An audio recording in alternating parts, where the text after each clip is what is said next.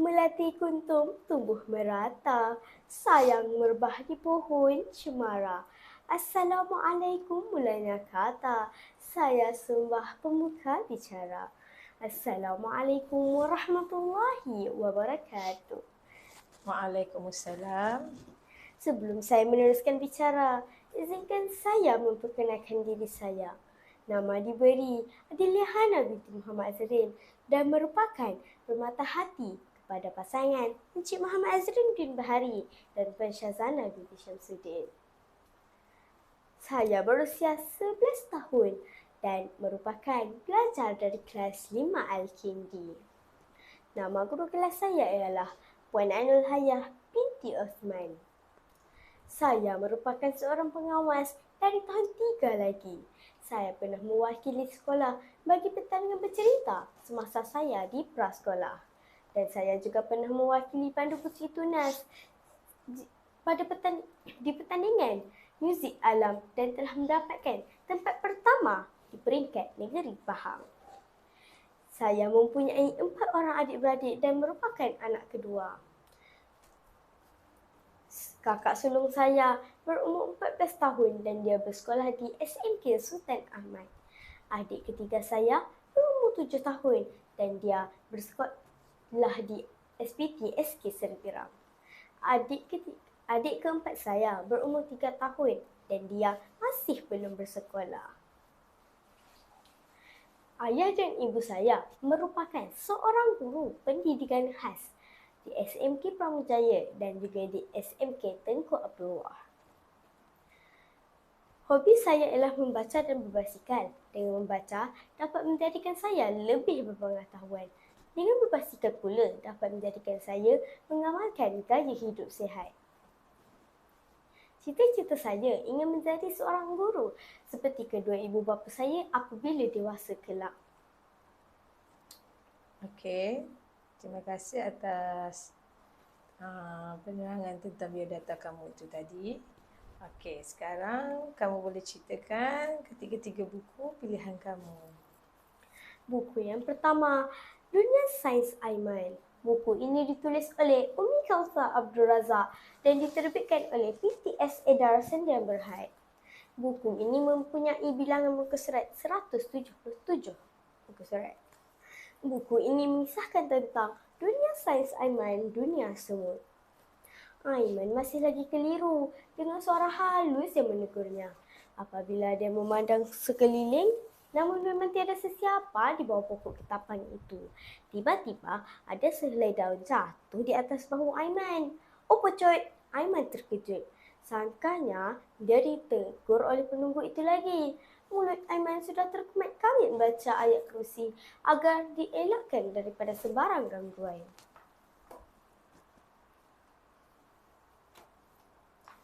Buku yang kedua saya bertajuk Misbah Lawan Gadis Kampung. Buku ini ditulis oleh Ain Maisara dan diterbitkan oleh Blink Book Sdn Bhd. Buku ini mempunyai 107 muka surat. Buku ini mengisahkan tentang Syaza, si anak pemilik spa, dan juga Mawar, si gadis kampung. Cantik bergaya, itu memang idaman kesemua wanita. Bagi Syaza, kalau kita mahu mendapatkan kecantikan maksimum, semuanya harus dilakukan dengan rawatan yang paling moden. Lain pegangannya dengan Mawar, si gadis kampung. Hanya bedak sejuk ditepek di muka, murah dan dibuat sendiri. Jika mahu langsingnya badan, tidak perlu susah-susah. Beriadahlah berlari-lari di tepi sawah ataupun menangkap belut di kolam air tawar.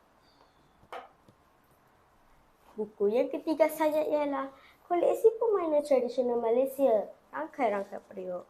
Buku ini ditulis oleh Badruddin Shah Nazruddin dan Ghazali Ngah Azia. Buku ini diterbitkan oleh Impiana Publishing dan Distributor Sdn Bhd. Buku ini mengandungi 63 muka surat. Buku ini mengisahkan tentang permainan dan cara mengundi tradisional di Malaysia pada zaman dahulu. Antara ketiga-tiga buku ini, saya memilih buku yang bertajuk Koleksi Permainan Tradisional Malaysia, Rangkai-Rangkai Periuk. Kerana Buku ini menjadi pilihan saya kerana kulit buku yang sangat menarik, berwarna-warni, berkulit tebal serta gambar yang berwarna. Buku ini dapat menjadikan saya mengetahui lebih banyak permainan tradisional di Malaysia yang semakin pupus di telas zaman. Maklumlah, pada masa kini, anak-anak lebih gemar bermain permainan atas talian seperti Mobile Legends dan Roblox. Buku ini menjadikan saya mengetahui lebih mendalam permainan yang ada di Malaysia. Buku ini menceritakan tentang sistem undian seperti tepuk daun, seperti tepuk daun, lai-lai tamplum, one to zoom, berlari, melambung benda, lambung duit, mencabut bilah atau lidi, meneka benda dalam genggaman tangan dan sebagainya. Undian ini digunakan untuk menentukan sama ada menentukan ketua, menentukan tempat permainan, menentukan kumpulan, menentukan tempat bermain dan sebagainya. Sebelum kita bermain permainan tradisional seperti buaya katak, perigi beracun, rebut negeri, kejar keliling bulatan dan sebagainya, mestilah kita harus mengundi. Cara mengundi yang paling popular yang digunakan semasa zaman dahulu ialah tepuk daun, lambung benda, lambung duit, berbisik, berlari, mencabut bilah atau lidi, meneka benda dalam genggaman tangan dan sebagainya. Setiap permainan tradisional di Malaysia ini, di dalam buku ini, mempunyai bilangan pemain yang berbeza-beza dan juga cara bermain yang berbeza. Contohnya, buaya katak. Permainan buaya katak hanya menghadkan seseorang pemain sahaja dalam satu masa. Perigi beracun. Permainan buaya katak. Rangkai-rangkai periuk. Permainan rangkai-rangkai periuk ini amat seronok. Sebenarnya, pemain juga boleh bernyanyi sambil bermain permainan ini. Sebenarnya, permainan ini menggunakan hanya untuk memeriahkan suasana kekeluargaan di kampung apabila bermain bersama ahli keluarga. Congkak. Congkak memerlukan 2 orang pemain sahaja dalam satu masa. Tidak boleh lebih Naik tangga. Permainan naik tangga atau dinamakan permainan tok-tok nak api. Permainan ini sesuai dimainkan oleh kanak-kanak perempuan dan juga boleh bermain bersama ahli keluarga. Rebut negeri. Permainan rebut negeri, dia harus menarik lawannya untuk keluar dari kawasannya. Jika lawannya sudah keluar dari kawasannya, maka lawannya dikira kalah. Libat. Permainan libat ini dia seolah-olah permainan aci bulat. Cuma bezanya permainan libat ini boleh menyelamatkan dirinya dengan memegang pokok, tiang atau mengangkat tangannya. Pada kebiasaannya, permainan tradisional dimainkan semasa waktu lapang, sama ada di padang, taman permainan maupun di rumah. Permainan tradisional dapat mengeratkan hubungan silaturahim dan toleransi antara masyarakat di negara. Dan permainan ini juga boleh membuatkan kita mengetahui permainan-permainan tradisional nenek moyang kita sebelum adanya gadget moden. Kesimpulannya, buku ini dapat mendedahkan kepada kita semua supaya kita boleh mengekalkan daripada generasi ke generasi tentang permainan tradisional di Malaysia. Akhir sekali, ingin saya katakan, buku ini sangatlah menarik jalan ceritanya dan mudah difahami. Bab kata pepatah Melayu, tak lapuk di hujan, tak lengkang di panas. Sekian, terima kasih. Okey. Terima kasih atas penerangan kamu itu tadi. Okey, sekarang dengan antara beberapa soalan cikgu ya. Kenapakah kamu memilih buku tersebut? Saya memilih buku ini kerana jalan ceritanya amat menarik dan dapat Dan saya dapat mengetahui lebih banyak permainan tradisional yang belum pernah saya ketahui dan belum pernah saya main. Okey. Okey, soalan kedua cikgu.